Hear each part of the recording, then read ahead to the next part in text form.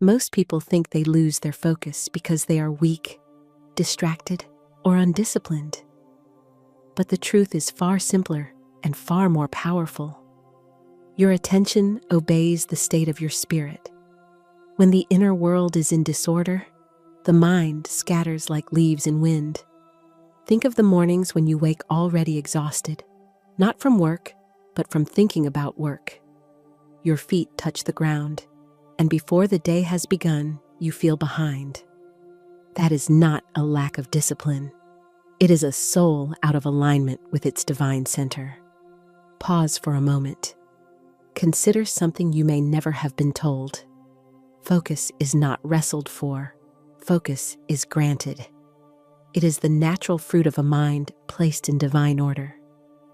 When you harmonize with that order, the scattered pieces of thought gather themselves and march in one direction. You may not believe this yet, but by the end of this message, you will understand the secret. The mind obeys the word you speak over it. When you decree order, order appears.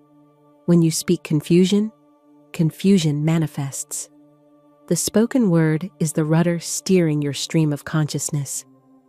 Let me paint the scene that so many know too well. You sit at your desk with a task that should take 1 hour, but your thoughts leak sideways. You check your phone, you stare at the wall. You start, stop, restart, and end the day wondering why nothing moved forward. You whisper, "What's wrong with me?" Nothing is wrong with you at all. You are simply living by the wrong law, the law of mental drift instead of divine order. And if you continue this way, 6 months from now, your projects will still be only half born, your gifts unused, your confidence thin as paper. But hear this clearly. You can reverse this entire pattern today, not by forcing your will, but by issuing one decree that calls your scattered thought forces back to their rightful place. Let me give you the spiritual mechanics. The subconscious mind does not choose between tasks. It follows the strongest instruction given to it. If worry speaks louder than purpose, worry wins. If fear whispers behind your ambition, fear will shape your day. But when your word aligns with God's order, a power far greater than willpower takes over. I once watched a woman whose life was in constant fragments, papers lost, plans abandoned, ideas half-built, transform her entire rhythm by adopting one single statement. Divine order governs my mind, my time, and my tasks. She spoke it each morning before touching a single responsibility. She said it when her mind wandered. She said it in moments when she felt overwhelmed, and within weeks, her day flowed like a clear stream, steady, uninterrupted, purposeful. Not by striving, but by aligning. Let me say something that may startle you. Focus is spiritual. The world will tell you it is psychological, but the soul knows better. When you occupy the center God designed for you, the mind becomes a servant instead of a master.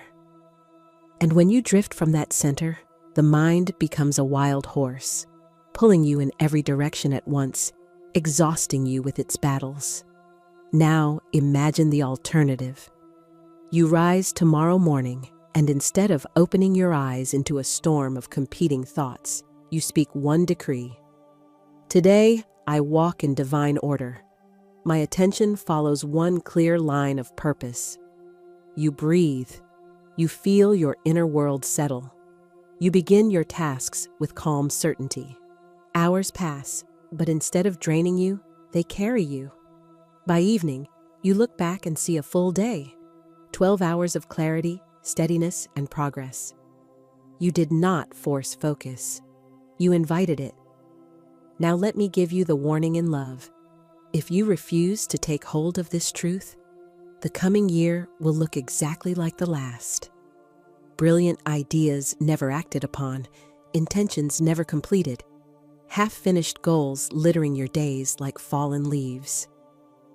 Ignore this law, and you do not escape it. you simply experience its negative side. But listen to me with your whole heart. You were not designed to live in fragments. You are designed to live in purpose. And purpose requires alignment. Let me share a simple story. A man once told me he could not stay focused for more than 10 minutes. His mind ran ahead of him like a child escaping its guardian. He believed he needed discipline. Instead, he needed divine order. I asked him to speak one statement before beginning any task. Infinite intelligence organizes my mind and channels my attention to the right thing at the right time. In less than a month, he found he could work for hours without strain, as if a river of clarity had replaced the old restless tide. His friends thought he had adopted some new productivity system. He hadn't. He had simply aligned with the law that governs concentration. Let me speak directly to you now. Your attention is precious. It is creative. It shapes your conditions. Every wandering thought is a seed thrown on barren soil. Every focused thought is a seed planted in the garden of your affairs. If you listen well and apply what I give you, you will unlock a level of focus the world believes impossible. Not a jittery, high-strung focus, but a quiet, God-sustained power that holds you steady from morning to night. But if you drift through this message casually, you will walk away unchanged. You will return to your scattered hours and call it normal, while deep inside, you know you were meant for more. So I ask you to listen as if your future depends upon it, because your future is being built by the thoughts you train today. One last truth, and it may be the most important. Focus does not begin with attention. It begins with alignment. When your words, your intention, and your spirit fall into harmony with divine order, the mind quiets, the distractions fade, and your path clears. Hold this thought close as you continue. Divine order governs my mind. My focus flows from spirit. I complete all things with ease and clarity. Speak it, repeat it, let it engrave itself upon your subconscious. Then begin your day and watch how the next 12 hours obey your decree. My friend, now that we have established divine order as the foundation of concentration, we turn to the mighty instrument that enforces that order, the spoken word. If divine order is the blueprint, the spoken word is the builder. Many people imagine that attention is a matter of personal force, of wrestling the mind into obedience. But I tell you plainly, the mind is not mastered by struggle, but by decree. You may try to discipline it with iron effort, but it will slip away like water through clenched fingers. Yet when you speak the right word with calm authority, the mind obeys instantly, as a soldier obeys a commanding officer.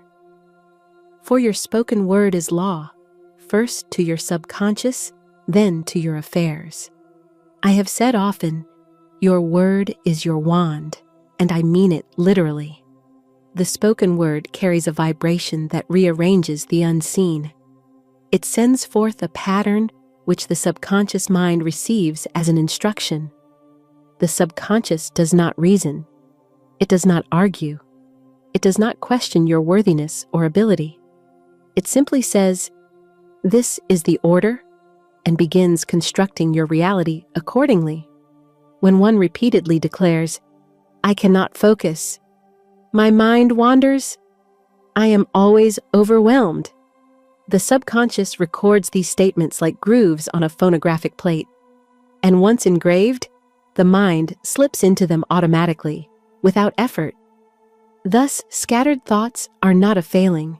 They are the result of having rehearsed distraction unconsciously. Let me give you an example.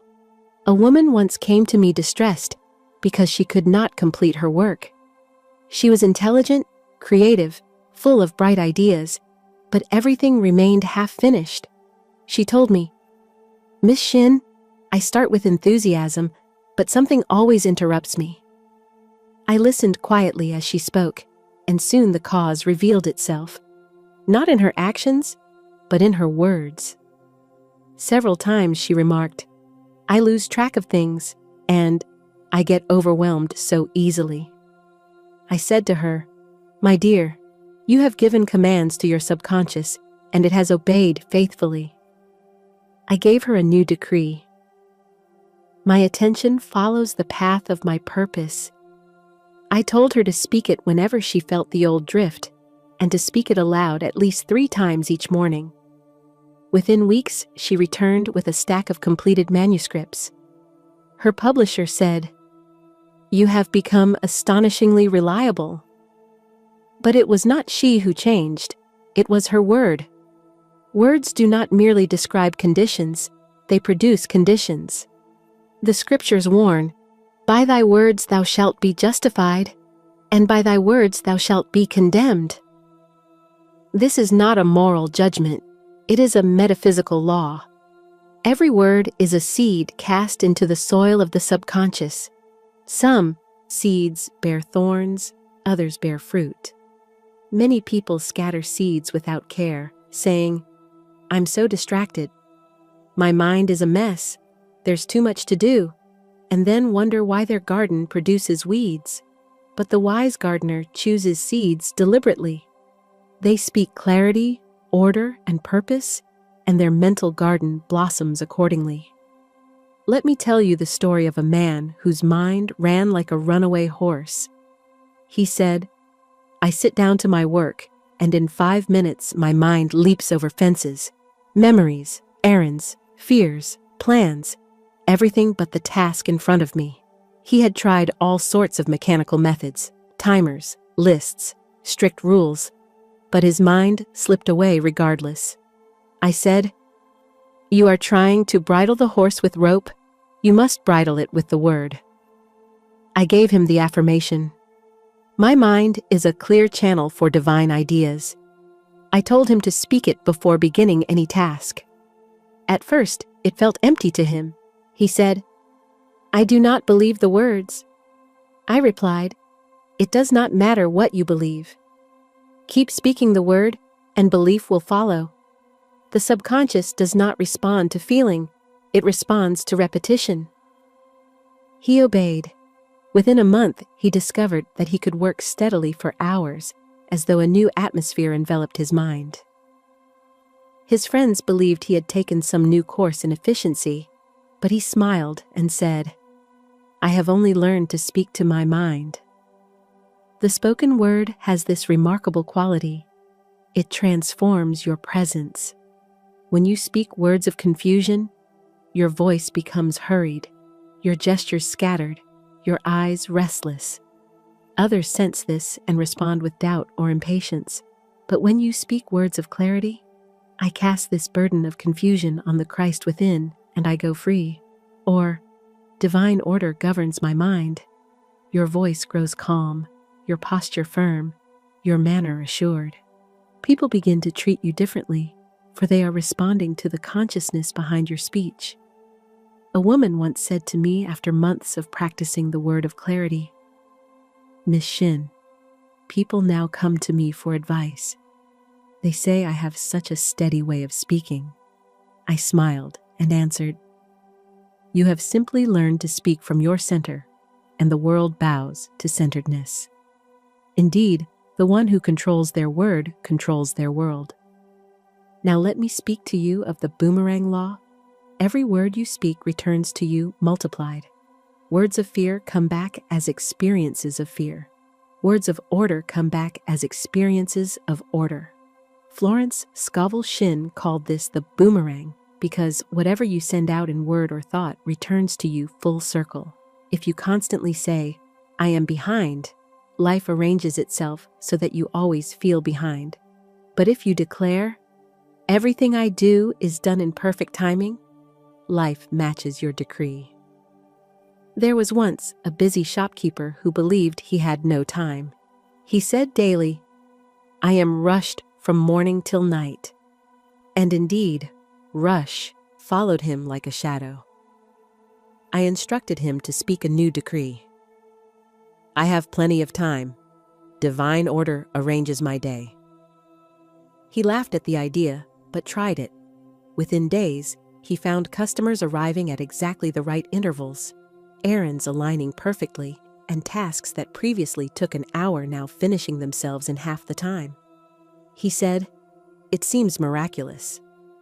But it was not miraculous. It was simply the spoken word rearranging his affairs according to law. Let me give you another metaphor to deepen your understanding. The spoken word is the captain of the ship. The mind is the crew. Without a captain's orders, the crew wanders about, each doing as they please, some polishing decks, others climbing masts, others sleeping in corners. But when the captain's voice rings out, "Hoist the sails, turn to starboard," the crew falls into alignment. So it is with your thoughts. When your word is vague, your mind wanders. When your word is sharp and clear, your mind organizes itself. I once counseled a young artist whose creativity was remarkable, but whose attention was wild. She said, "Miss Shinn, my ideas are like birds flying in every direction." I told her, "Then you must speak as the master of your aviary?" I gave her the affirmation, "My ideas come to me in perfect order, and I attend to each with joy." She repeated this whenever she felt the old scatter. Soon, her ideas began landing gently in her consciousness, one at a time, waiting to be expressed. Her art took on new focus and depth. One of her clients remarked, "Your work has become clearer, more sure, more intentional." She smiled and said, "I have learned to call my ideas home." Now let me give you another story. A man whose household was always in confusion. Doors slammed, tasks half finished, meals forgotten, schedules tangled. He told me, "I believe the chaos of my home destroys my focus." But I said, "The chaos of your word creates the chaos of your home." I taught the entire family to declare each morning, "Divine order reigns supreme here." Within 2 weeks, the home atmosphere changed so profoundly that visitors remarked upon it. The children became calmer, the parents more attentive, the daily rhythm smoother. The spoken word had reset the household vibration. You may wonder, how often must I speak the word? My answer is, as often as the old pattern rises. You have spoken words of confusion for years. Do not be surprised if they try to assert themselves at first. But each time you speak the new decree, the old pattern weakens. Soon the subconscious accepts the new command, and the mind begins obeying without resistance. Let me give you several affirmations for focus that carry the full vibration of truth. Divine order governs my mind and my affairs. My mind is a clear channel for divine ideas. I cast this burden of confusion on the Christ within, and I go free. My attention follows the path of my purpose. I complete all things with ease and clarity. Speak these aloud. Speak them with quiet authority. Speak them until they become the very breath of your consciousness. Let me close this part with a final metaphor. Words are like the frame of a painting. The frame determines the shape in which the picture appears. If your word is crooked, the picture of your life appears crooked. If your word is steady, the picture appears steady. You cannot have a well-framed life with a poorly framed word. So take up your wand, your word, and shape the inner world that governs your outer one. For truly, what you repeatedly say about your mind becomes the law of your mind, and that law shapes every hour of your day. My friend, now that you understand the power of the spoken word in governing your attention, we turn to a principle without which no lasting concentration is possible. It is the great rule that underlies all spiritual mastery. You must cast the burden. A distracted mind is not a weak mind. It is simply a mind overburdened. Most people attempt to focus while carrying the weight of yesterday's fears, tomorrow's worries, and today's demands all at once. They try to hold steady while the cares of this world, as the scriptures say, press upon them from every direction. They strain, they force, they push, and the mind scatters more wildly than before. But I tell you plainly, and with all the authority of spiritual law, you cannot hold a thought steady while holding a burden. Release the burden, and the mind becomes clear. Clutch the burden, and the mind becomes fogged. The burden may be fear, worry, guilt, resentment, or the belief that you must accomplish everything through personal strength. But in spiritual law, man is never asked to carry his own mental load. He is commanded instead, "Cast thy burden upon the Lord, and he shall sustain thee." When you cast the burden on the Christ within, the indwelling intelligence that knows only order, your mind becomes light and available for inspiration. Distraction evaporates like mist under the morning sun. Let me illustrate this with a story. A man once came to me in a state of despair. His mind, he said, darted from one fear to another. He could not focus on anything, not his work, not his reading, not even a simple conversation. He believed he was losing his intelligence, but as I listened, I saw that his difficulty was not mental at all. It was spiritual. He was carrying burdens that did not belong to him. He fretted over matters outside his control, rehearsed old mistakes, and lived afraid of the next disappointment. His mind was not wandering.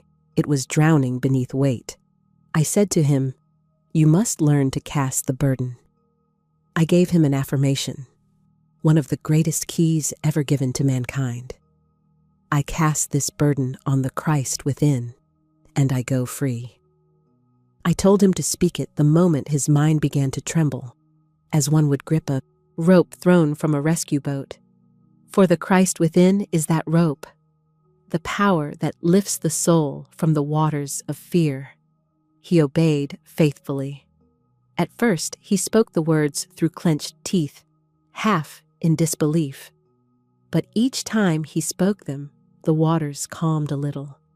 Soon he found moments of clarity, then hours, and finally entire days without the old mental storms. His co-workers noticed the change before he did. One said, "You seem so steady lately." Another remarked, "Your mind is sharper. You finish your tasks more quickly." He came to me saying, "Miss Shinn, I feel a quietness I did not know existed." I answered, "Yes, for you have placed your affairs in divine hands, and the mind is quiet when it knows the burden has been taken." This is the essence of spiritual concentration. Clear the inner space, and the mind finds its natural stillness. The mind is not your enemy. Confusion is not your nature. When you cast the burden, you return to your true state, a state of calm receptivity. Now let us speak of the law of substitution, for it is the companion of burden casting. Many people attempt to push away unwanted thoughts. They say, "I must stop worrying," or "I must not think this way." But nature allows no vacuum. When you attempt to remove a thought without inserting another, the old thought returns with greater force. The mind, like a room, must be filled with something. If you take out the fear furniture, you must replace it with the furnishings of faith. Otherwise, the old fear returns and sits down again, more rooted than before. The moment you cast the burden, substitute a truth. Say, "Divine order is now established in my mind." Or, "My mind is stayed on God, therefore I am in perfect peace." Or, "Nothing can disturb the calm of my soul." These statements are not poetic, they are scientific. They replace the vibration of fear with the vibration of faith. They fill the empty room so that confusion cannot re-enter. The subconscious accepts these words as law, and your outer experience gradually takes shape around them. Let me give you a story to bring this to life. A young student once came to me distraught. He said, "Miss Shinn, my mind flies in every direction. I sit down to study, and suddenly, I am thinking of everything but my work."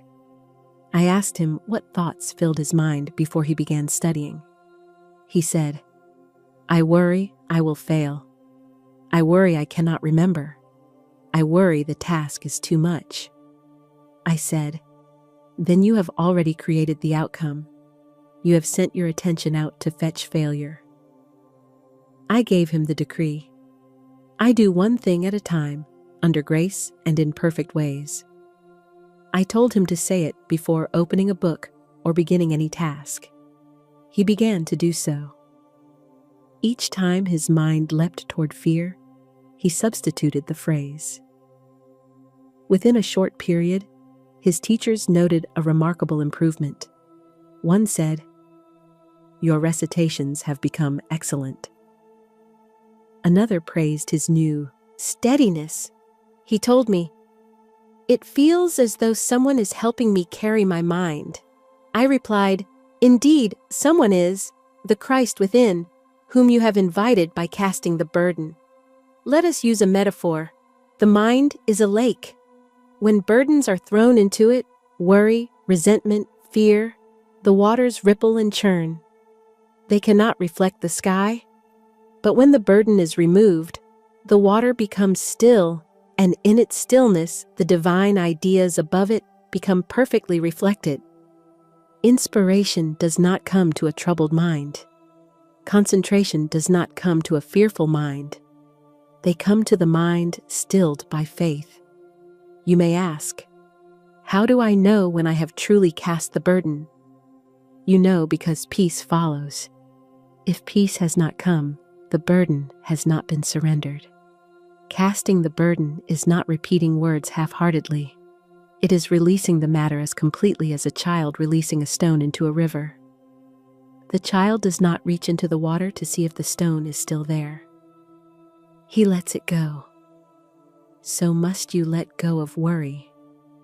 Let me offer another story. A woman came to me who could not focus on her daily tasks. Her mind was filled with resentment toward a friend who she felt had wronged her. She said, "Miss Shinn, I cannot think straight. I repeat the conversation over and over." I said, "My dear, resentment is a burden. You cannot bring order out of resentment. Cast it on the Christ within." I gave her the decree. I forgive everyone, and everyone forgives me. My mind is cleared, and my heart is free. She resisted at first, for her pride clung to the hurt, but she repeated the affirmation, sometimes through tears. Soon her heart softened.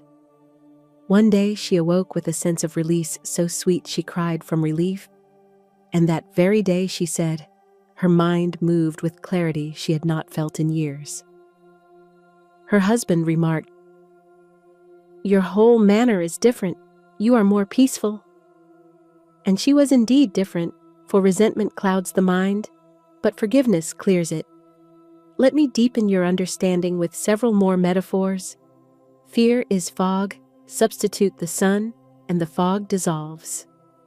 Worry is a tangle of threads, substitute divine order, and the threads align. Mental confusion is a swarm of bees, substitute the calm smoke of truth, and the bees become still. Inner turmoil is a weight upon the chest. Substitute the breath of spirit, and the weight lifts. In every case, the unwanted condition is not fought, it is replaced. Now let us apply this principle to the matter of time. For many people lose focus because they fear they do not have enough time. This fear creates rushing, and rushing creates scatter. I teach them the idea of the magic purse of the spirit, which Florence used often for money, but which applies equally to time. As my minutes go out, more minutes come in. Time expands for the one who does not burden it with fear. When you cast the burden of not enough time, tasks fall into perfect rhythm, and you accomplish more by doing less. Now let us speak of how this casting of the burden affects the way others perceive you. When you cast the burden, your expression softens, your voice steadies, your gestures slow. You become a calm presence in a world that rushes. Others feel peaceful in your company. They begin to trust you with responsibilities because you radiate serenity. Employers notice it, families appreciate it, strangers unconsciously respond to it. A woman once told me, "People now turn to me for guidance. They say I have such a composed manner." And I said, "Yes, because the one who casts the burden becomes a channel for divine calm." Let me give you one more story. A gentleman burdened by financial fear found his mind in constant uproar. He could not focus on anything, not even on solving his financial troubles. I said to him, "You are trying to row against a storm while carrying the anchor in your boat. Cast out the anchor." The anchor was fear. I told him to say, "God is my unfailing supply. I cast the burden of money worries on the Christ within." He did so persistently. Soon, ideas for new business arrangements came to him. His mind cleared. Work that once felt impossible now unfolded smoothly. His wife told him, "You seem years younger." Because he was, fear had been aging him. Finally, let me give you a golden rule. Never attempt to concentrate while carrying a fear thought. First, cast the burden, then substitute a truth. Only then proceed to the task before you. Speak now, even in this moment. I cast this burden on the Christ within, and I go free. Say it until peace enters. Then say, "Divine order is now established in my mind."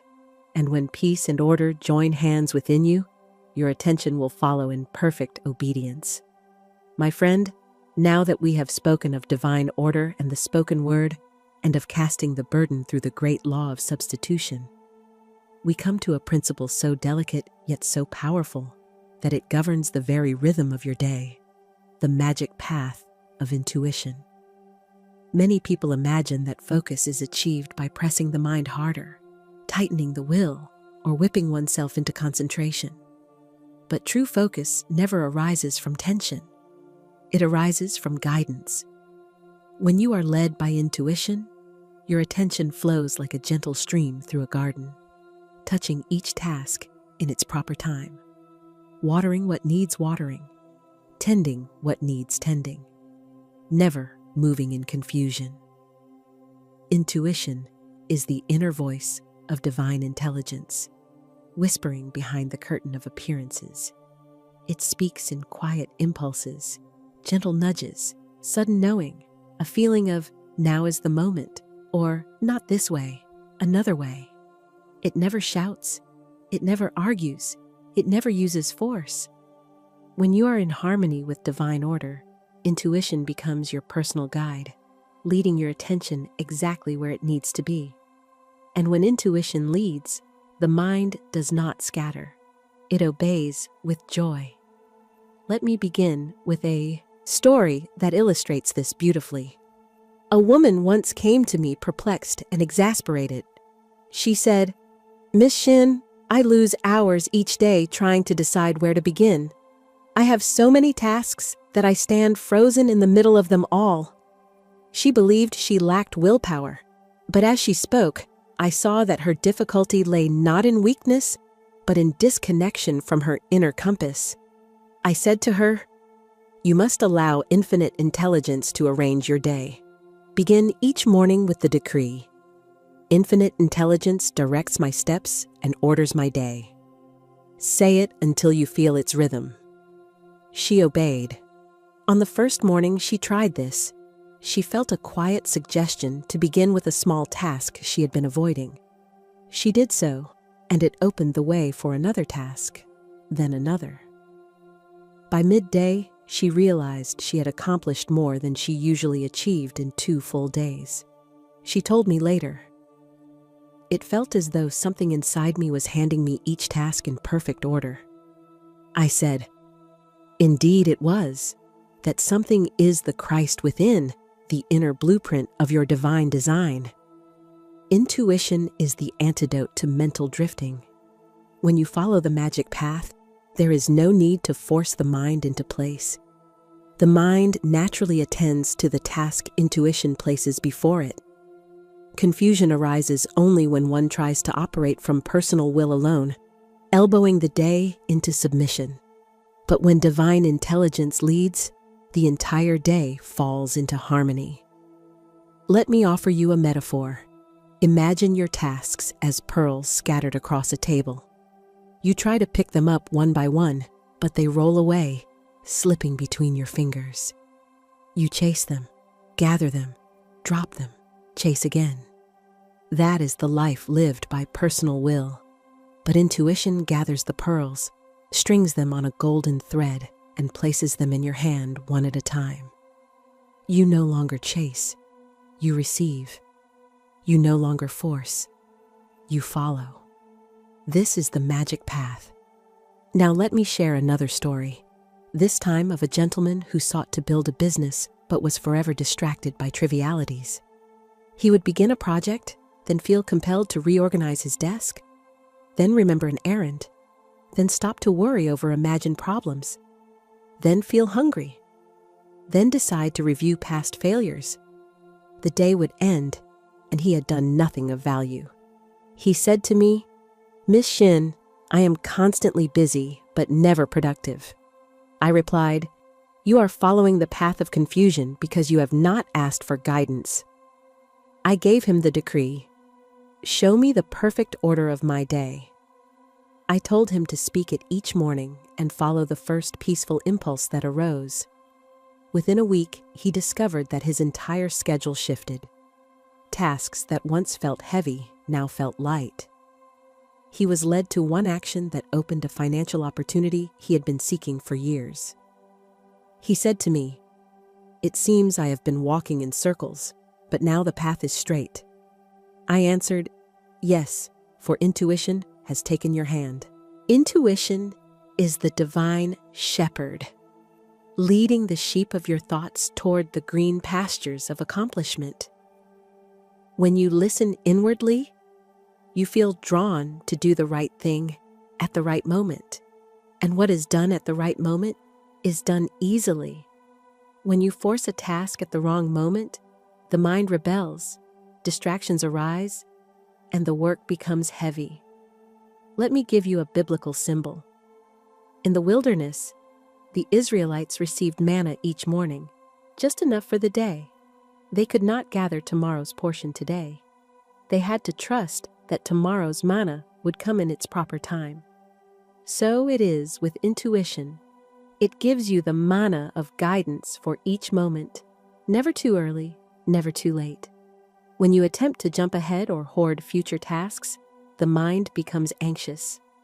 But when you accept today's portion, you move in the rhythm of divine timing.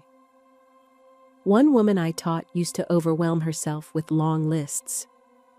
Her mind scattered at the sight of so many obligations. I instructed her to speak. "I take my next step under grace?" She did so faithfully.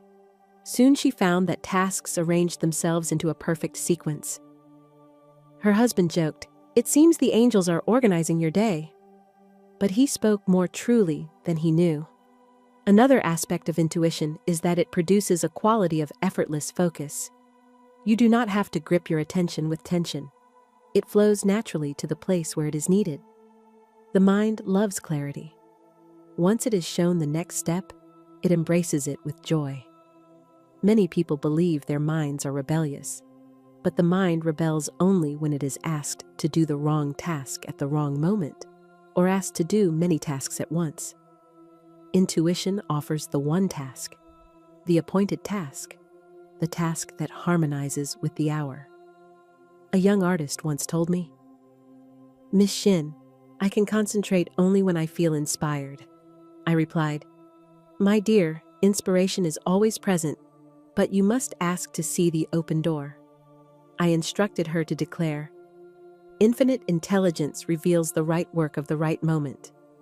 She later said, "It is as if the ideas take turns. They no longer fight for attention, and her art blossomed with new depth and luminosity. Let me give you several metaphors to illuminate the nature of intuition. Intuition is a lantern. It lights only the next few steps, but those steps are enough. Intuition is a tide. If you cease resisting, it carries you exactly where you ought to go. Intuition is a conductor. It calls forth each section of your mental orchestra at the right time. Intuition is a compass. It points inward before it points outward. Now let me show you how intuition influences the way others see you. When a person is guided inwardly, their actions become purposeful. They do not hurry. They do not hesitate. They do not wander. They move with calm certainty. Others sense this and say, "You always seem to know what to do," or "You are so composed." They assume you possess remarkable self-discipline, but what you truly possess is a listening ear. When you follow the magic path, your presence carries a quiet authority that attracts respect. People are drawn to those who move with purpose. A businesswoman once told me, "My associates have begun asking me to manage larger projects because they say I always seem to have insight." But the insight was not personal genius, it was intuition. She had learned to pause, listen, and follow. Her success was the fruit of obedience, not strain. Let me speak now of how intuition dissolves distraction. Distraction comes when one attempts to act from the outer mind instead of the inner leading. The outer mind becomes overwhelmed because it is trying to solve problems that rightly belong to divine intelligence. But when you pause and say, "Infinite intelligence, reveal my next step," the burden lifts, distraction fades, the mind becomes still enough to receive instruction.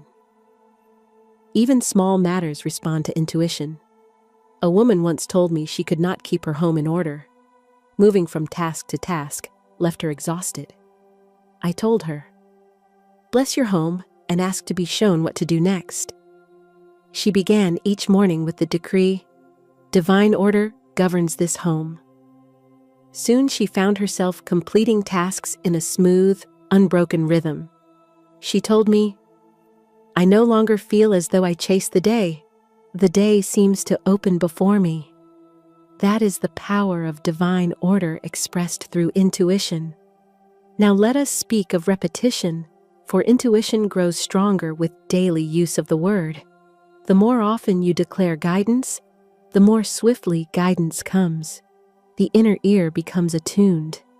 You begin to sense the quiet difference between a fear impulse and an intuitive impulse. Fear pushes, intuition leads.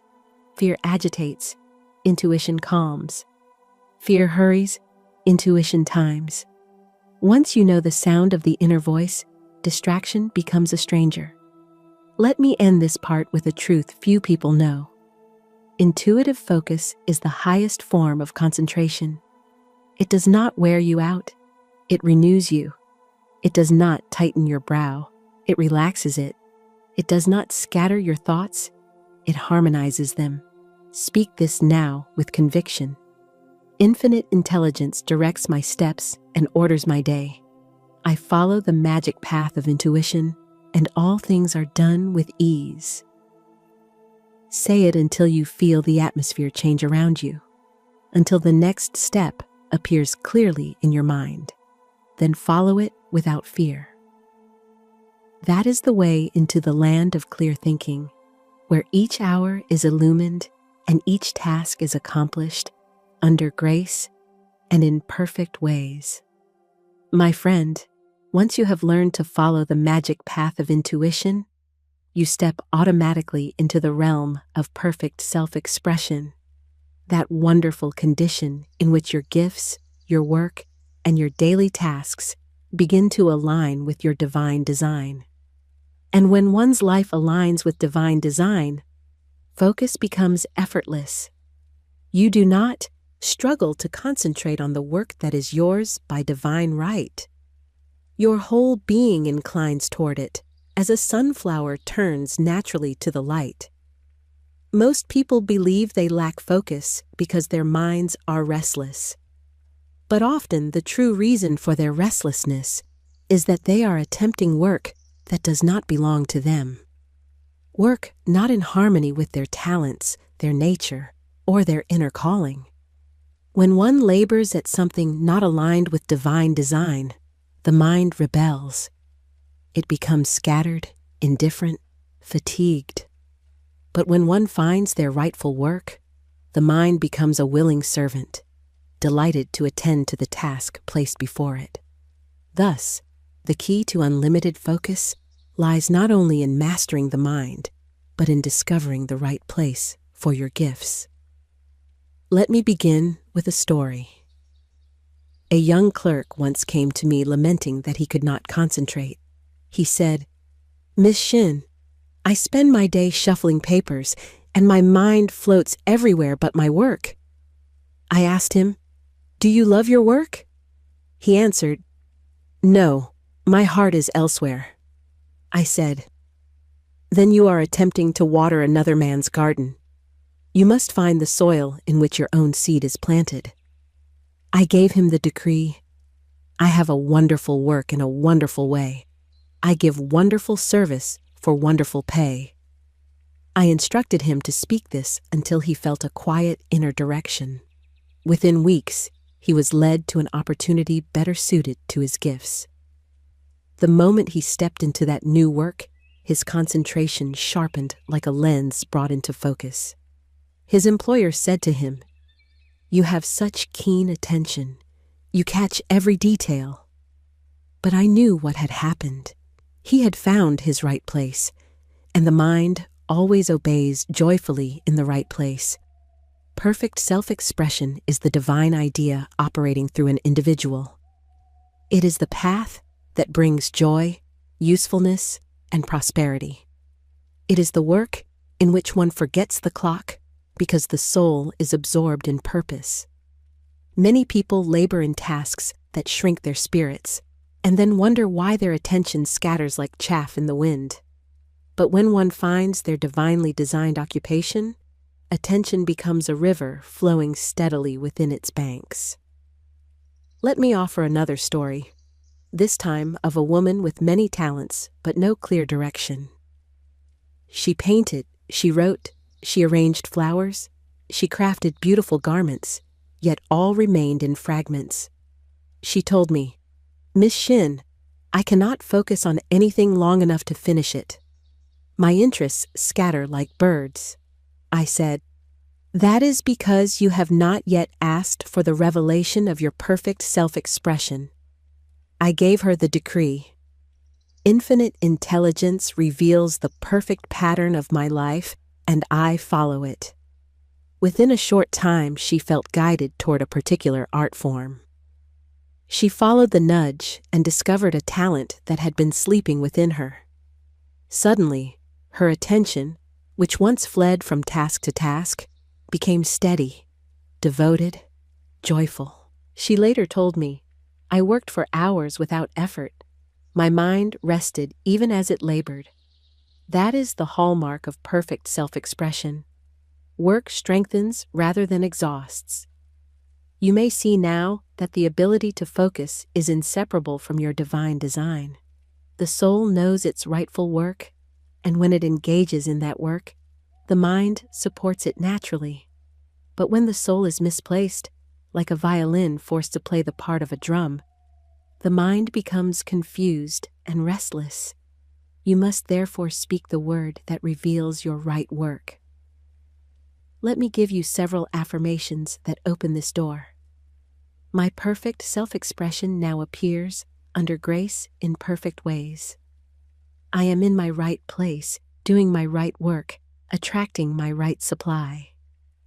Infinite intelligence prepares the way for the full release of my gifts. Speak these words until your subconscious mind rises up with recognition. It knows your path long before your reasoning mind does. It holds the blueprint of your divine design as clearly as a seed holds the pattern of the oak tree. Now let me give you an image. Your life is a tapestry, woven by the threads of your talents, desires, intuition, and daily actions. When you try to weave a pattern not intended for you, the threads tangle. But when you follow the pattern of divine design, the tapestry forms beautifully, and your attention, the needle of the loom, moves smoothly across it. Let me tell you another story. This one about a school teacher who longed for deeper fulfillment but felt trapped in her routine. She said, "Miss Shinn, I cannot focus. My mind drifts. I feel half alive." I asked, "What brings you joy?" She answered, "Helping others grow." I said, "Then you are nearer to your divine design than you think." I gave her the decree. My right work comes to me with irresistible power. Soon, she felt led to create a new method of instruction for her students. She poured her energy into it with complete concentration. Her principals soon recognized her work and placed her in charge of a new department. She told me, "It is as if my mind woke up after years of sleep." Indeed, the mind wakes when it is placed in its rightful field. Divine design always brings 3 signs: joy in the doing, ease in the unfolding, increase in the outcome. Where you feel joy, your attention follows. Where there is ease, your concentration strengthens. Where there is increase of inspiration, of opportunity, of recognition, your path is affirmed. Let me share another example. A man who felt perpetually distracted in his trade. He changed positions often, hoping for a role that would hold his interest, but his mind drifted no matter where he went. One day, he attended one of my lectures. He told me later, "Your words struck me like a bell." He began speaking the decree, "Divine design of my life, come forth." Shortly after, he discovered a talent for craftsmanship, building fine wooden instruments. He said, "Miss Shinn, when I work with wood, I forget everything else." His concentration, once fractured, became laser-like. Musicians sought out his work. He stepped into prosperity. Why? Because he found the path carved for him in the invisible. Let me offer a metaphor to deepen this principle. Imagine a horse pulling a carriage. If the horse is placed on uneven, rocky terrain, it hesitates, pulls sideways, loses step. But when placed upon a smooth, well-marked road, it trots forward with confidence. Your mind is that horse. When engaged in wrong work or wrong timing, it resists. When engaged in right work, it moves with grace and certainty. Another important point. Perfect self-expression brings not only focus, but outward recognition. People begin to speak of you differently. They say, "You have such clarity," or "You carry yourself with purpose," or "Your work has taken on new excellence." They feel the harmony of your consciousness. The world responds to a person in their right place, responds with support, praise, opportunity, and often with financial increase. Florence taught that man's supply is inexhaustible when he is in his right channel. When you follow your perfect self-expression, supply flows as naturally as water from a spring. Let me now speak to the matter of daily affairs. Perfect self-expression does not apply only to grand purposes or careers. It applies also to the smallest tasks. When divine order fills your consciousness, even ordinary duties, cleaning a room, writing a letter, tending a garden, can become channels of perfect expression. When you declare, "I do all things with grace and clarity," your attention rests easily upon the task before you. Your household becomes peaceful. Your affairs become orderly. Even your footsteps fall into rhythm. One woman told me, "Miss Shinn, I never enjoyed preparing meals. I found myself distracted and irritable." I gave her the decree. I give perfect expression to every task. Within a week, cooking became a pleasure. Her meals improved. Her family noticed. She said, I realized that I had been fighting the task instead of filling it with purpose. When you fill any task with love and order, it becomes a channel of divine expression, and your focus follows the love. Let me provide one more example. A young man who, though capable, scattered his energy across too many projects, none completed, all half-lived. I told him, gather your forces, declare, my purpose is revealed, and my attention follows it. He spoke this daily. Gradually, one idea rose above the others. He followed it, and his attention settled like a bird finding its branch. He later said, I feel as though I have stopped wandering. And indeed he had. He had found his path. My friend, when you find your perfect self-expression, you discover the secret to unlimited focus. The mind is not meant to be dragged, it is meant to be led by purpose. And purpose is revealed through prayer, decree, and intuition. Say now, with full conviction, my perfect self-expression now appears. I am in my right place, doing my right work, in perfect rhythm with divine order. Repeat it until you feel your inner world align, until your mind, like a well-trained horse, moves forward eagerly into the work that belongs to you.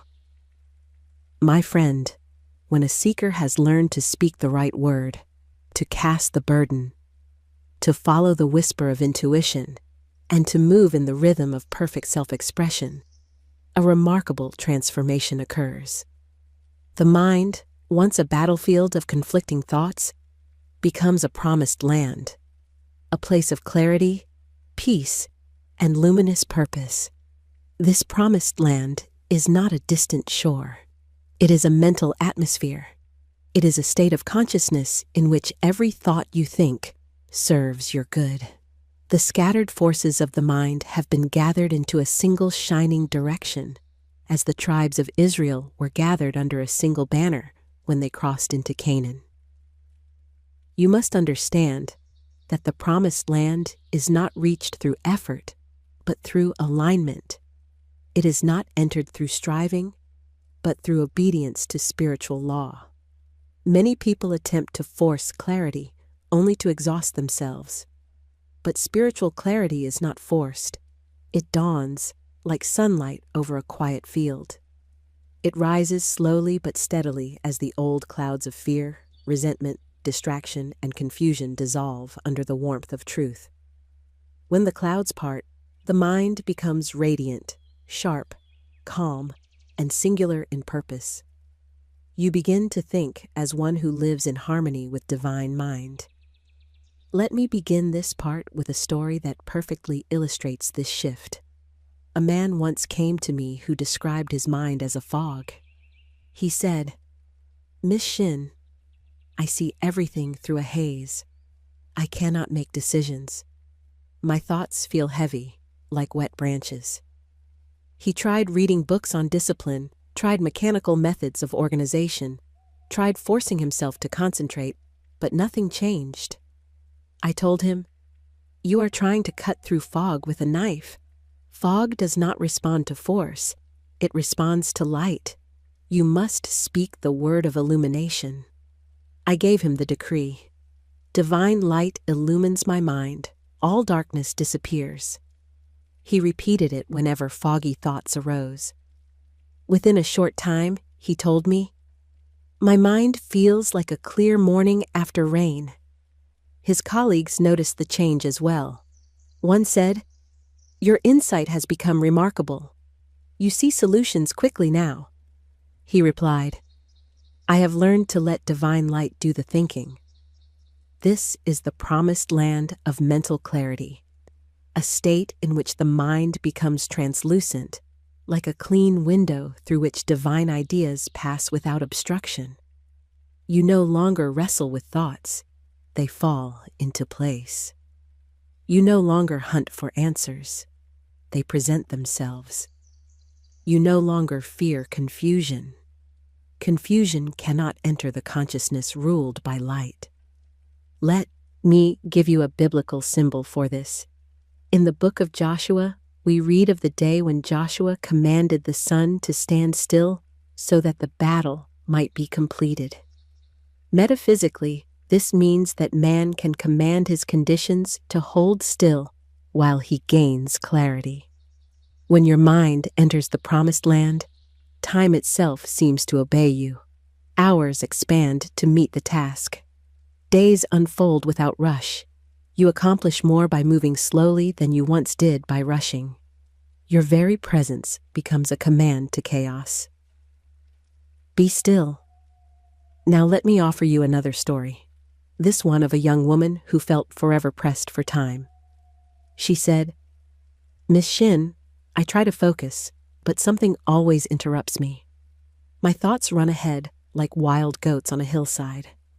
She believed she needed better routines. But as we spoke, it became clear that she believed, deep within, that she never had enough time. I said, "You have set a law of shortage upon your hours. You must now set a law of abundance." I gave her the decree. "Time and space are obedient to my good. I do all things with ease and clarity." She laughed, thinking it too simple, but she obeyed. Soon, her days unfolded differently. Tasks aligned themselves. Interruptions ceased. She found herself having time left over, and she came to me astonished. "It is as though time has lengthened," she said. I replied, "Indeed, time obeys the consciousness it serves." In the promised land consciousness, even your thought life becomes orderly. You begin to notice that idle thoughts no longer intrude. Fearful imaginings no longer take root. The inner critic becomes silent. The mind obeys the spirit like a good servant obeys its master. You think only those thoughts that lift, strengthen, and guide. The rest fall away like husks blown from a field of wheat. Let me deepen this with a metaphor.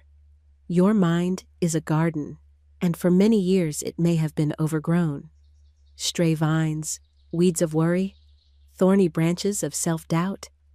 You trimmed them here and there, but the roots remained. But now, having spoken the word, cast the burden, followed guidance, and discovered your perfect place, you become a skilled gardener. You uproot unhelpful thoughts the moment they appear. You plant intentions with precision. You water your purpose with affirmation. You allow the sunlight of truth to warm your consciousness daily. Soon the weeds cannot return, for the soil itself has changed. A garden rich with flowers does not have room for weeds. Let me share another example that reveals how deeply this transformation affects the outer world. A businessman once told me, "My desk is always in chaos, and so is my mind." I said, "Your desk is simply the reflection of your inner atmosphere. Speak the word of clarity, and the outer will conform." I gave him the decree. Divine order is now established in my mind, my work, and my affairs. He spoke it daily. Within a month, not only had his desk become orderly without conscious effort, but his entire business took on new efficiency. His associates said, "You seem so organized. It's as though you see everything from a higher vantage." And he did, for the promised land consciousness lifts one above confusion. Let me provide another metaphor. When your mind is clear, your attention becomes a well-trained soldier, alert, disciplined, ready to act at the appointed moment. The soldier does not wander unless the captain gives no orders. When you speak the word of clarity, your attention receives its command. It marches where you direct it. You may wonder, how does this new clarity affect the way others see me? The answer is profoundly. People respond to clarity as they respond to sunlight. It attracts, it reassures, it commands respect. A person with a cluttered mind speaks hesitantly, moves uncertainly, makes decisions slowly. But a person whose thoughts serve their purpose speaks with calm authority, moves with purpose, and decides with confidence. Others trust them instinctively because clarity is magnetic. Let me tell you the story of a woman who was once overlooked in her workplace. She said, "Miss Shinn, no one takes me seriously. They pass me by for every opportunity." She believed she lacked skill, but as I observed her, I saw that her speech was vague and her manner uncertain, not through weakness, but through inner confusion. I gave her the decree. Every thought in my mind now serves my highest purpose. As she repeated this daily, her speech became clearer, her posture straightened, her decisions became timely and precise. Before long, her superiors began entrusting her with important responsibilities. One said, "You have developed such a sharp mind," but the sharpness had always been there. The fog was gone. Now let me speak to you of a principle few have understood. Mental clarity is the evidence of spiritual dominion. When you rule your thoughts, you rule your world. The promised land is not merely a peaceful state, it is a powerful one. You act decisively, you complete tasks swiftly, you attract opportunities naturally, you see what others miss because your inner window panes are clean. Here is another story. A woman who kept a small shop was constantly uneasy. She misplaced orders, forgot names, lost track of her accounts. She said, "My mind is not sharp enough for business." I replied, "Your mind is sharp enough for anything God has given you to do, but you have cluttered it with unnecessary burdens." I gave her the decree. Divine intelligence thinks through me now. I think clearly and quickly. She repeated it faithfully. Within a short time, her entire manner changed. Customers trusted her. Business increased. Her husband said, "You run the shop like a seasoned merchant now." And she replied, "I simply let divine intelligence do the thinking." In the promised land consciousness, you experience a marvelous inner order. Thoughts line themselves like soldiers in formation. Ideas arise in perfect timing. Decisions feel simple. You no longer feel torn between choices. The correct path stands out like a well-lit doorway. This clarity is not the product of intellect, but the fruit of alignment. Let me offer you a final metaphor for this section. Imagine a river that has long been obstructed by fallen branches and stones. The water is forced into many small streams, some trickling here, some spilling there, losing its force. But when the obstructions are cleared, the water gathers into a single, powerful current. So, it is with your thoughts. When the obstructions of fear, doubt, and confusion are removed, your attention gathers into a single, unstoppable flow. Say now, with confidence and expectancy, "Every thought in my mind now serves my purpose. Divine light illumines me, divine order establishes me, and I walk in clarity." Speak it until you feel the inner waters gather.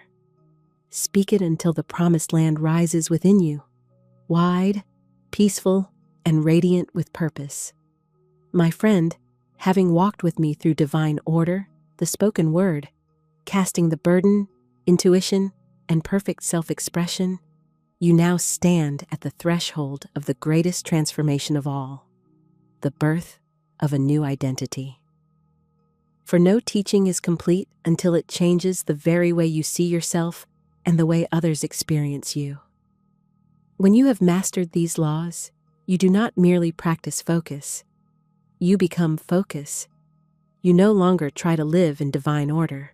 You live from divine order naturally as the flower faces the sun. You no longer strive to hold your attention. You dwell in a field of consciousness where attention obeys effortlessly, as birds obey the currents of the air. This new identity is not an improvement of the old self. It is the emergence of the true self, the spiritual self that has always existed beneath the layers of fear, confusion, and self-doubt. It is the self that knows its purpose, answers its intuition, speaks its word, and walks its path with dignity and calm. And when this self rises, the entire world responds, for consciousness is visible even when no word is spoken. Let me begin with a story that reveals how completely one's identity can shift.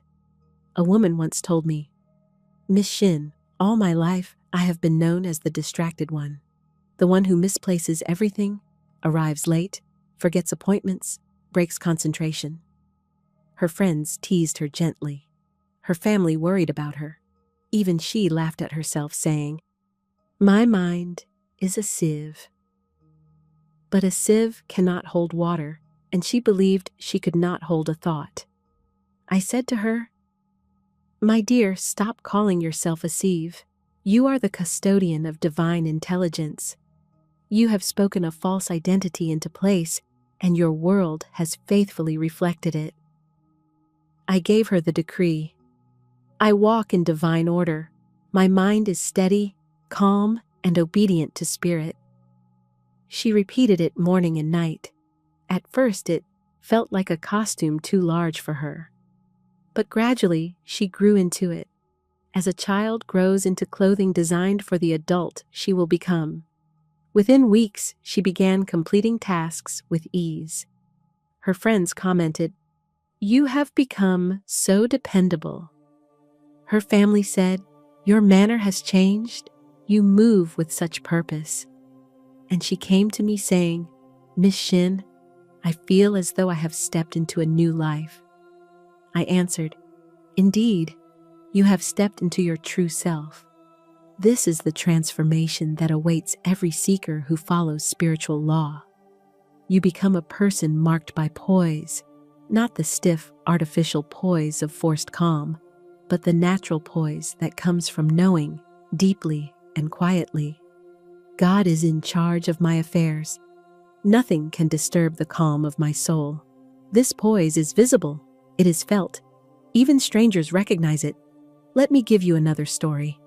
A young man once lived in a perpetual state of hurry. He arrived late wherever he went, spoke in rapid bursts, forgot half of what he intended to say, and left a trail of unfinished tasks behind him. He came to me exhausted. I said, "You are living from the outside in instead of from the inside out.